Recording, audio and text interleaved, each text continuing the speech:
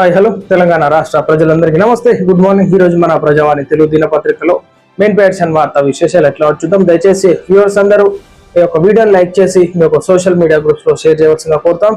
ఈ రోజు మరి ప్రజావాణి పత్రికలో మెయిన్ పేడ్స్ లో వివిధమైనటువంటి వార్తా కథనాలను అందిస్తా ఉందో తెలుసుకునే ప్రయత్నం. యుద్ధ డిమాండ్లను అంగీకరించాల్సిందే, అప్పుడే యుద్ధ విరమణకు అంగీకరిస్తాం. ఇరాన్ విషయంలో దుందుడుకు చర్యలు అంగీకరించాం. ప్రపంచానికి తేల్చి చెప్పిన ఇరాన్ నాయకత్వం. పరస్పర దాడులతో కొనసాగుతున్న ఉద్రిక్తలు, 2 ట్యాంకర్లపై సూసైడ్ బోట్తో దాడి, మరిన్ని దాడులు చేస్తామంటూ ట్రంప్ హెచ్చరికలు. వాస్తవానికి యుద్ధ డిమాండ్లను అంగీకరించాల్సిందే అంటూ ఈనాడు మనం చూస్తూ ఉన్నాం. యుద్ధాలు ఎందుకైతే అంటే ఒకరికొకరికి ఈనాడు ఆ దేశానికి ఈ దేశానికి పడకపోగా ఆర్థికంగా దెబ్బతీయడానికి ఇంకో దేశం ప్రయత్నించడం. సో ఈ విధంగా ఉంటది అనమాట. ఈనాడు ఎన్నో అంశాలపైన ఈ యుద్ధాలు కూడా జరుగుతూ ఉంటాయి.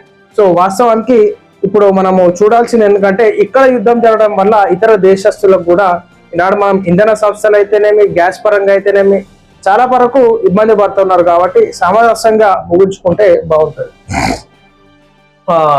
హర్ముజ్ జలసంధి మూసే ఉంచుతాం, అమెరికాపై ప్రతీకార దాడులు ఆగవు, పొరుగు దేశాలు అమెరికా స్థావరాలు మూసేయాలి. ఇరాన్ కొత్త నేత ముస్తబా ఖమేని తొలి ప్రకటన ప్రసారం చేసిన ఇరాన్ టెలివిజన్. మొత్తానికి అమెరికాపై ప్రతీకార దాడులు ఆగవు, పొరుగు దేశాలు అమెరికా స్థావరాలు మూసేయాలి అంటూ ఈనాడు చూస్తా ఉన్నాం. దాడులు అయితే మేము ఆపే ప్రసక్తే లేదు, ఏదేమైనా సరే అని చెప్పేసి ఈనాడు నూతనంగా ఎన్నికైనటువంటి ఇరాన్ కొత్త అధినేత ముస్తబా ఖమేని తొలి ప్రకటన చేయడం జరిగింది. భారత్ తొలి విజయం. హర్ముజ్ జలసంధి నుంచి భారత్ కు చమురు నౌక క్షేమంగా ముంబై తీరం చేరుకున్న షెన్లాంగ్. ఇరాన్ పరోక్ష మద్దతుతో తొలి నౌక రాక ఇక ముంబైకి వచ్చిందంటే మన దగ్గరికి వచ్చే వరకు చాలా ఇబ్బందికరంగానే ఉంటుంది. సో రేట్లు కూడా పెరిగేటటువంటి ఆస్కారం మనం చూడొచ్చు. $3 ట్రిలియన్ ఎకానమీ సాధనలో పోలీస్ శాఖ పాత్ర కీలకం. పోలీస్ శాఖలో దశల వారీగా ఎలక్ట్రిక్ వాహనాల వినియోగం, రాష్ట్ర సమగ్ర అభివృద్ధికి రూరల్ అగ్రి రీజియన్ పై దృష్టి. ఫ్రీ బడ్జెట్ సమావేశాల్లో డిప్యూటీ సీఎం బట్టి విక్రమార్క. $3 ట్రిలియన్ ఎకనామిక్ సాధన పోలీస్ శాఖ పాత్ర కీలకం. మొత్తానికైతే ఎలక్ట్రిక్ వాహనాలు వాడితే పొల్యూషన్ కి కానీ ఇటు మన ఎన్విరాన్మెంట్ కి కానీ మనం చాలా సేవ్ చేసినటువంటి వాళ్ళం అవుతాం. కాబట్టి ఎలక్ట్రిక్స్ వెహికల్స్ మీద కూడా చాలా దృష్టి పెడుతున్నట్టుగా చూసుకోవచ్చు మన తెలంగాణ రాష్ట్ర ప్రభుత్వం.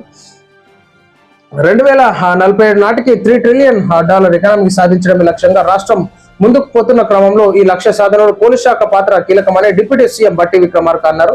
గురువారం డాక్టర్ బిఆర్ అంబేద్కర్ సచివాలయంలో మొదట హోం శాఖ, తదుపరి మంత్రి దుద్దిల్లా శ్రీధర్ బాబుతో కలిసి పరిశ్రమలు, ఐటీ శాఖలో ఫ్రీ బడ్జెట్ సమావేశాలు డిప్యూటీ సీఎం పలు సూచనలు చేసినట్టుగా మనం చూడవచ్చు. దర్శించుకున్న గవర్నర్ శుక్లా దంపతులకు ఘన స్వాగతం. దర్శనం చేయించి వేదాశీర్వచనం ఇచ్చిన పండితులు. యాదగిరిగుట్టలో కొలువైన శ్రీ లక్ష్మీ నరసింహస్వామి వారిని తెలంగాణ నూతన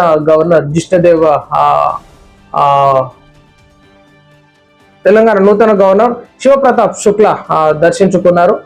శ్రీ లక్ష్మీ నరసింహస్వామి వారి దర్శనం కోసం గురువారం ఉదయం యాదగిరిగుట్టకు గవర్నర్ శివప్రతాప్ శుక్లాతో పాటు ఆయన కుటుంబ సభ్యులు చేరుకున్నారు. మొత్తానికైతే గౌరవంగా వారికి వేదాశీర్వచనం చేసినట్టుగా శుభప్రదంగా మంచి భగవంతు ఆశీస్సులు వాళ్ళకి ఉండాల్సిందిగా మేము కూడా కోరుతాము.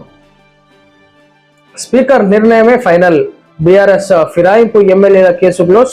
స్పీకర్ నిర్ణయంతో ఏకీభవించిన సుప్రీం. తదుపరి విచారణ అవసరం లేదని వ్యాఖ్య. తెలంగాణలో బీఆర్ఎస్ ఎమ్మెల్యేల పార్టీ ఫిరాయింపు కేసు విచారణ ఎట్టకేలకు ముగిసింది.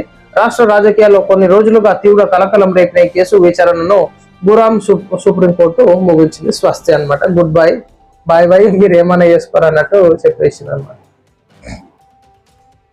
తెలుగు రాష్ట్రాలకు ఎండల నుంచి రిలీఫ్. తెలంగాణ, ఏపీకి వర్ష సూచన.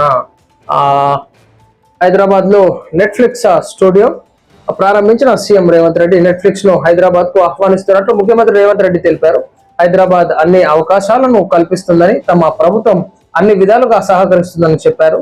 హైటెక్ సిటీలో నెట్ఫ్లిక్స్ కు చెందిన ఐలస్ స్టూడియో కార్యాలయాన్ని సీఎం రేవంత్ రెడ్డి ప్రారంభించారు. సో ఇట్లా ఎన్నో దిగ్గజ సంస్థలని, నెట్ఫ్లిక్స్ అని ఇతర సంస్థలని కూడా ఈనాడు హైదరాబాద్ కి ఆకర్షించడంలో ఒక రేవంత్ రెడ్డి గారు కూడా ఒక పాత్ర కీలకంగా ఉందని చెప్పేసి, సో ఇదనే కాదు చాలా సంస్థలను కూడా తీసుకురావడంలో తన వంతు పాత్ర తాను చేస్తా ఉన్నాడు అన్నమాట.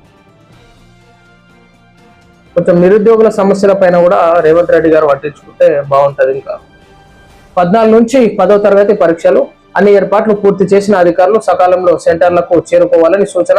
5 నిమిషాల ఆలస్యానికి అనుమతి. 10వ తరగతి వార్షిక పరీక్షలు ఈ నెల 14 నుంచి ప్రారంభం కానున్నాయి.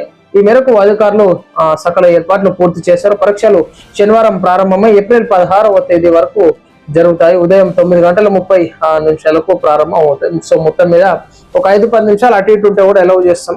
కానీ విద్యార్థులు ముందుగానే ఈనాడు ఎగ్జామ్ టైమింగ్ కంటే ఒక అర్ధగంట ముందే చేరుకొని ప్రశాంతంగా ఉంటే, హడావిడిగా కాకుండా లేట్ పోవడం, టెన్షన్ పడడం కాకుండా ముందుగానే పోయి అక్కడ కొద్దిగా బుక్స్ తరోరా చెక్ చేసుకొని ఆ సబ్జెక్ట్ ఏం ఎగ్జామ్ ఉందో దాన్ని చెక్ చేసుకుంటే బాగుంటుంది.